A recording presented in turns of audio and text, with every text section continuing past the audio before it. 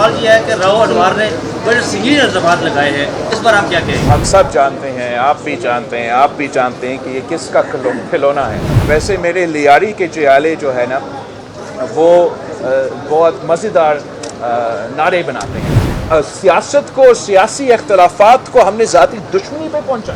सारे बाकी इदारे भी अपने दायरे में रह के काम करें और सियासतदान भी सियासत के दायरे में रह के और जमहूरियत के दायरे में रह के ही काम करें। आप ये बता दें कि लेवल प्लेइंग फील्ड एक लाडले के लिए पहले दी गई, अब एक और लाडले के लिए दी जा रही है। क्या पीपल्स पार्टी के लिए लेवल प्लेइंग फील्ड मिलेगी? इलेक्शन में नहीं मिलेगी? जुलारी साहब कहते हैं कि इलेक्शन हो सकता है डिले हो जाए 10-20 दिन, तो उसमें क्या कहेंगे? सवाल लेकर साथ के बराबर आपने इसी सुप्रीम कोर्ट के हवाले से बात की है और इस पर एतबार का भी इज़हार किया है। इसी सुप्रीम कोर्ट ने 8 फरवरी को इंतखाबात के हवाले से बात की।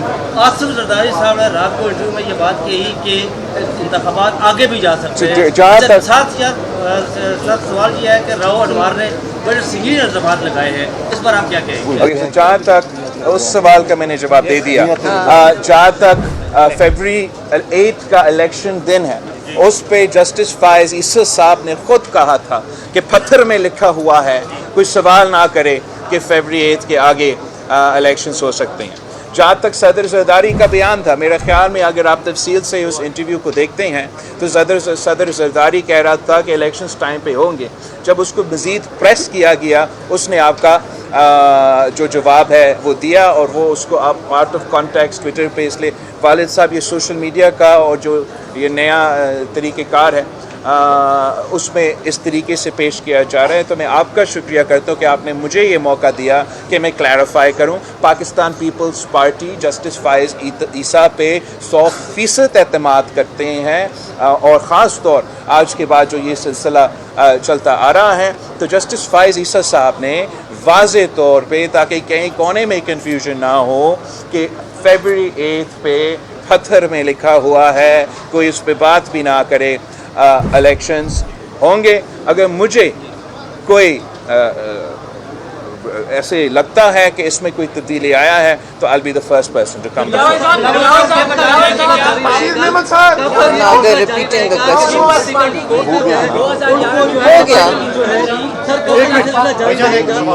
कब तक ये सिलसिला जारी रहेगा? आगे जो फोर्सेज है डेमोक्रेसी उसमें जो यकीन रखती है फोर्सेज, उनको जो है एस्टेब्लिशमेंट जो है उनको चलाती रहेगी। आया ये वक्त आ नहीं गया कि जो चार्टर ऑफ डेमोक्रेसी उसको रिवाइव किया जाए और ये सारी चीज़ें होलसम ये वक्त बहुत पुरानी तो पाकिस्तान पीपल्स पार्टी का मौक़िफ़ है, मुतालबा है कि हम सब मिल के अपने दायरे में रह के काम करें और इसका मतलब ये है कि सारे बाकी इदारे भी अपने दायरे में रह के काम करें और सियासतदान भी सियासत के दायरे में रह के और जमहूरियत के दायरे में रह के ही काम करें। तब ये मुल्क चल सकेगा, तब हमारा मईशत चल सकेगा, तब हम एक मॉडर्न रियासत बन सकेंगे। अफसोस के साथ आपको बताना पड़ रहा है कि मैं इन पुराने सियासतदानों का पुराने सियासत को अब देख चुका हूँ और उनका कोई रवैया नहीं है कि इन्होंने अपने रवैया चेंज करना है। उन्होंने वही पुराने सियासत करना है जिससे ना ये मुल्क। टाइम्स ऑफ कराची से जुड़े रहने के लिए हमारा चैनल सब्सक्राइब करें। हमारी वीडियोस को सबसे पहले देखने और बाखबर रहने के लिए बेल आइकन पर क्लिक करना ना भूलें। तरक्की करेगा ना हमारा मईशत तरक्की करेगा, ना हम इस हाइपर पार्टिसान हाइपर पोलराइज एनवायरनमेंट से निकल सकेंगे। हमें इस बुखार को तोड़ना पड़ेगा जहाँ सियासत को, सियासी इख्तलाफात को हमने ज़ाती दुश्मनी पे पहुँचा। और अगर आप ये नहीं पहचानेंगे कि हम सब पाकिस्तानी हैं, चाहे आप पीपल्स पार्टी से ताल्लुक़ रखें, आप नून लीग से ताल्लुक़ रखें, आप PTI से ताल्लुक़ रखें, आप सब पाकिस्तानी हैं, आप सब मुहिब वतन हैं। आप सब ये फैसला करें कि हम इख्तिलाफात भी रखेंगे मगर साथ मिलकर इन तमाम मसाइल का हल निकालना पड़ेगा। मेरे ख्याल में कि जो पुराने तरीक़ेकार है इसको जितना जल्दी हम दफन कर सकते हैं, इस नफ़रत की सियासत, ये तकसीम की सियासत और एक नया सियासत मुतारफ़ करे, फिर हम पाकिस्तान के